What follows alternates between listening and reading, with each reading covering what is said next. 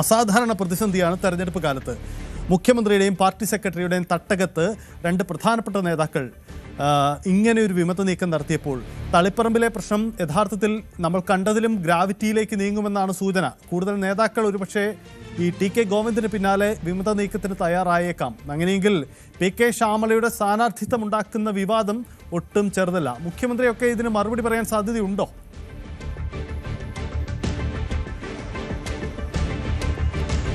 സംസ്ഥാനത്തെ മുഖ്യമന്ത്രി പിണറായി വിജയൻ റോഡ് ഷോയുമായി കണ്ണൂരിൽ ഇറങ്ങുകയാണ്. പക്ഷേ അദ്ദേഹം ചെന്നിറങ്ങുന്നത് ഒട്ടും ഒരുപക്ഷെ പിണറായി വിജയൻ ഒരിക്കലും കണ്ടില്ലാത്ത തരത്തിലുള്ള കണ്ണൂരിൽ ഇതിനു മുമ്പുള്ള വിമത നീക്കം ആ രീതിയിൽ ഉണ്ടായത് എം വി രാഘവൻ പാർട്ടി വിട്ടു പോകുമ്പോഴുള്ള അതിനെ തുടർന്നുള്ള സാഹചര്യങ്ങളാണ്. സ്വാഭാവികമായെന്ന് പിണറായി വിജയൻ അത്ര ഒരു ഈ ലെവലിലേക്കുള്ള നേതാവായി വളർന്നിട്ടില്ല. അന്ന് എം വി രാഘവനാണ് കണ്ണൂരിലെ നമ്പർ 1. ഇ കെ നായനാരും ഒക്കെ ഉണ്ടെങ്കിലും എം വി രാഘവനാണ് അവിടുത്തെ പ്രധാനപ്പെട്ട നേതാവ്. അന്ന് എം വി രാഘവന്റെ അനുയായികളായിരുന്നു ഇന്നത്തെ പ്രധാനപ്പെട്ട നേതാക്കൾ, മുഖ്യമന്ത്രി അടക്കമുള്ള പ്രധാനപ്പെട്ട നേതാക്കളൊക്കെ. പിന്നീട് അവരെല്ലാം എം വി രാഘവനെ വിട്ടൊഴിഞ്ഞു.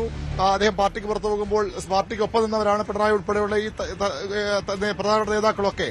അതിനുശേഷം CPM നേരിടുന്ന വലിയൊരു പ്രതിസന്ധിയാണ് ഇപ്പോൾ കണ്ണൂരിൽ സംഭവിക്കുന്നത്.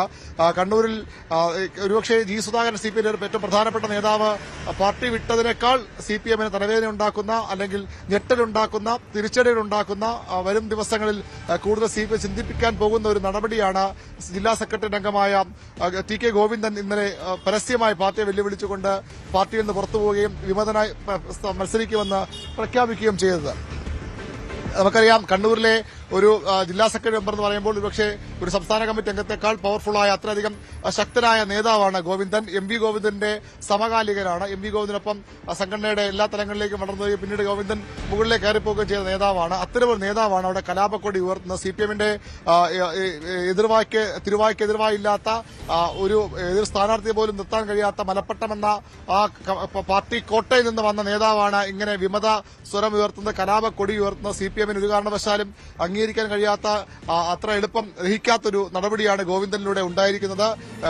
ഗോവിന്ദനാകാമെങ്കിൽ മലപ്പെട്ടത് വന്ന ഗോവിന്ദനാകാമെങ്കിൽ എന്തിന് ഇനിയും പാർട്ടിയിൽ ഇത്തരം തെറ്റാൻ സമീപനം ഉണ്ടാകുമ്പോൾ എന്തിന് ഇങ്ങനെ മിണ്ടാതിരിക്കണം അല്ലെങ്കിൽ എല്ലാം സഹിച്ചിരിക്കണമെന്ന ഒരു ചോദ്യം അണികളിലേക്ക് പടർന്നാൽ അത് കമ്മ്യൂണിസ്റ്റ് പാർട്ടിയുടെ ഏറ്റവും ശക്തി കേന്ദ്രത്തിൽ കണ്ണൂരിൽ വലിയ പൊട്ടിത്തെറികൾക്ക് വഴിവെക്കുമെന്ന ഉറപ്പാണ്. അതിന്റെ ആശങ്ക നേതൃത്വത്തിനുണ്ട്. സാധാരണഗതിയിൽ ഇത് ഇന്നലെ പെട്ടെന്നൊരു സുപ്രഭാതത്തിൽ ഗോവിന്ദൻ വിമത നീക്കവുമായി വന്നതല്ല, അല്ലെങ്കിൽ അദ്ദേഹം ഈ നിലപാട് പ്രഖ്യാപിച്ചതല്ല. അദ്ദേഹം പല നേതാക്കളെ നേരിട്ട് കണ്ട് ഞാൻ ശ്യാമളയെ പരാജയപ്പെടുത്താൻ കഴിയുന്നതൊക്കെ ചെയ്യും എന്ന് പറഞ്ഞുകൊണ്ട് പരസ്യമായി തന്നെ എതിർപ്പ് വ്യക്തമാക്കിയതാണ്. പക്ഷേ അങ്ങനെ ഒരാളെ പിടിച്ചു നിർത്താൻ പോലും കഴിയാത്ത ഒരു നേതൃത്വമായി CPM-ന്റെ ഇപ്പോഴത്തെ സംസ്ഥാന നേതൃത്വം മാറി എന്നതാണ് ഏറ്റവും ഞെട്ടലുണ്ടാക്കുന്ന വസ്തുത. സ്വാഭാവികമായും കണ്ണൂർ ഇത്ര പ്രധാനപ്പെട്ട നേതാവ് ഈ രീതിയിൽ വിമത നീക്കം നടത്തുമ്പോൾ, പ്രതിഷേധം ഉയർത്തുമ്പോൾ അതിനെ നിയന്ത്രിക്കാൻ കഴിയാതെ പോയി. മുഖ്യമന്ത്രി പോലും എന്തുകൊണ്ട് ഇടപെട്ടില്ല എന്ന ചോദ്യമാണ് അദ്ദേഹം മുന്നോട്ട് വയ്ക്കുന്നത്. എന്തുകൊണ്ട് മുഖ്യമന്ത്രി ഇടപെട്ടില്ല ചോദ്യം അണികൾക്കിടയിലും ഉയർന്നു വരുന്നുണ്ട്. പിണറായി വിജയൻ ഇടപെട്ട് അരുതെന്ന് പറഞ്ഞാൽ കേൾക്കാൻ മടിയില്ലാത്ത നേതാവായി ഗോവിന്ദനെ പലരും കാണുന്നുണ്ട്. എന്നിട്ടും എന്തുകൊണ്ട് ആ പ്രശ്നം പരിഹരിക്കാൻ CPM-ന് കഴിഞ്ഞില്ല, മുഖ്യമന്ത്രി കഴിഞ്ഞു. എം വി ഗോവിന്ദൻ സ്വാഭാവികമായും എം വി ഗോവിന്ദൻ വന്ന ശേഷം പാർട്ടി വിട്ടുപോയ നിരവധി നേതാക്കളുണ്ട്. അതുകൊണ്ട് എം വി ഗോവിന്ദൻ അവർ ആ തലത്തിലേക്ക് കാണുന്നില്ല. പക്ഷേ പിണറായി വിജയൻ എന്തുകൊണ്ട് ഇത് കഴിഞ്ഞില്ല എന്ന ചോദ്യമാണ് ഉയർന്നു വരുന്നത്. അത് ഒരുപക്ഷെ ഒരു ഗോവിന്ദൻ ഒതുങ്ങാൻ ഇടയില്ല. അദ്ദേഹം P ജയരാജന്റെ പേരെടുത്തു പറഞ്ഞു. P ജയരാജൻ നിരന്തരം ഒതുക്കുന്നുവെന്ന് പറഞ്ഞു. ശൈലജയെ എന്തിന് മട്ടന്നൂരിൽ നിന്ന് മാറ്റിയെന്ന ചോദ്യം അദ്ദേഹം മുന്നോട്ട് വയ്ക്കുന്നുണ്ട്. അവിടുത്തെ അസംതൃപ്തരെ കൂടി ലക്ഷ്യമിട്ടാണ് കുഞ്ഞികൃഷ്ണന് പിന്നാലെ.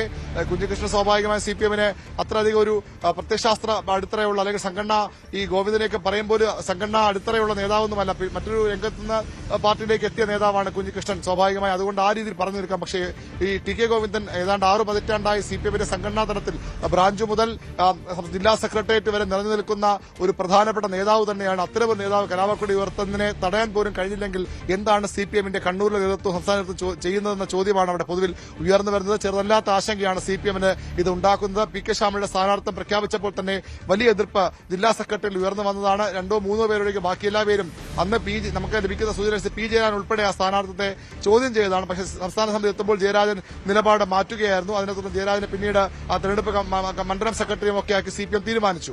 ഏതായാലും വലിയ എതിർപ്പ് ഉയർന്നു വന്നിട്ടും സംസ്ഥാന നേതൃത്വം തിരുത്തുമെന്ന പ്രതീക്ഷ അവിടെ തളിപ്പറമ്പിൽ ഉണ്ടായിരുന്നു. പക്ഷേ ആ ധാരണ അണികൾക്ക് തെറ്റിപ്പോയി, നേതാക്കൾക്ക് തെറ്റിപ്പോയി. സംസ്ഥാന സെക്രട്ടേറിയറ്റും സംസ്ഥാന സമിതിയും ഒക്കെ ശ്യാമളയുടെ പേര് അംഗീകരിച്ച് താഴേക്ക് നൽകുകയായിരുന്നു. ഇനി ഒരു വനിത ഒരു വനിതയെ അവിടെ നിന്ന് മത്സരിപ്പിക്കുക സ്വാഭാവികമാണ്. ശൈലജ ഉണ്ടെങ്കിൽ പോലും ഒരു വനിതയെ കൂടി മത്സരിപ്പിക്കാൻ തീരുമാനിച്ചാൽ അവിടെ സുകന്യ ഇല്ലായിരുന്നു എന്ന് ചോദ്യം. സുകന്യ ജില്ലാ സെക്രട്ടറി അംഗമാണ്, ജനാധിപത്യ മഹിളാ അസോസിയേഷന്റെ സംസ്ഥാന നേതാവാണ്. എന്തുകൊണ്ട് സുകന്യയിലേക്ക് പോയില്ല?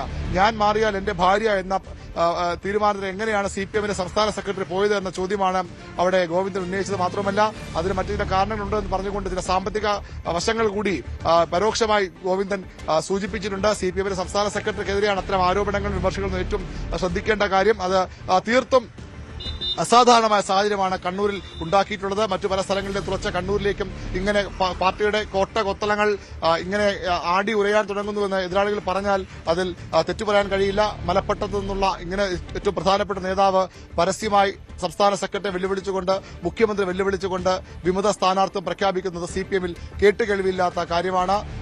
അത്തരമൊരു സ്വാഭാവികം ഇന്ന് അദ്ദേഹത്തെ നടപടിയെടുത്ത് CPM പുറത്താക്കിയേക്കാം. പക്ഷേ പുറത്താക്കുന്നതിന് മുമ്പ് ഗോവിന്ദൻ ഉണ്ടാക്കി വെച്ച തലവേദന ചെറുതല്ല. അത് കൂടുതൽ പേർക്ക് ഊർജ്ജം നൽകുമോ? പാർട്ടിക്കെതിരെ, പാർട്ടി നിലപാടുകൾക്കെതിരെ അമർഷമുള്ള നിരവധി പേർ ഇപ്പോഴും അവിടെ ഉണ്ട്. തലശ്ശേരിയിൽ ഷംസീറിനെ മത്സരിപ്പിക്കാത്ത വലിയ അതിർത്തിയുണ്ട്. പക്ഷെ കാരായ രാജൻ എന്ന ആ പ്രദേശത്ത് ജനകീയനായ ഒരാൾ വന്നതുകൊണ്ടാകാം ഒരുപക്ഷെ അവിടെ പരസ്യമായി ഇത്തരം വിമർശനങ്ങളിലേക്ക് പോകാതിരിക്കുന്നു വേണം കരുതാൻ. അങ്ങനെ പലയിടങ്ങളിലും അമർഷമുണ്ട്. അത് കണ്ണൂരിൽ ഇതുപോലെ മലപ്പട്ടം പോലെ ഏറ്റവും ശക്തമായ ഒരു ഗ്രാമത്തിൽ നിന്ന് വരുന്ന ഒരു നേതാവ്, ഇത്രയധികം പ്രവർത്തന പാരമ്പര്യ നേതാവ് ഇങ്ങനെ നേതൃത്വത്തിനെ ആഞ്ഞടിച്ചുവെങ്കിൽ ഇനി അത് ആർക്ക് ആയിക്കൂടാന്ന ചോദ്യം സ്വാഭാവിക അണികളിലുണ്ടാകും.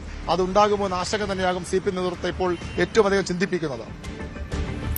യെസ്, അരുൺ സൂചിപ്പിച്ചതാണ് സാഹചര്യം. എന്തായാലും ഒരു കാര്യം വ്യക്തമാണ്, അസാധാരണ പ്രതിസന്ധിയാണ് ഈ തെരഞ്ഞെടുപ്പ് കാലത്ത് CPM-നെ കാത്തിരിക്കുന്നത് എന്നതുകൂടിയാണ് പ്രധാനപ്പെട്ട കാര്യം.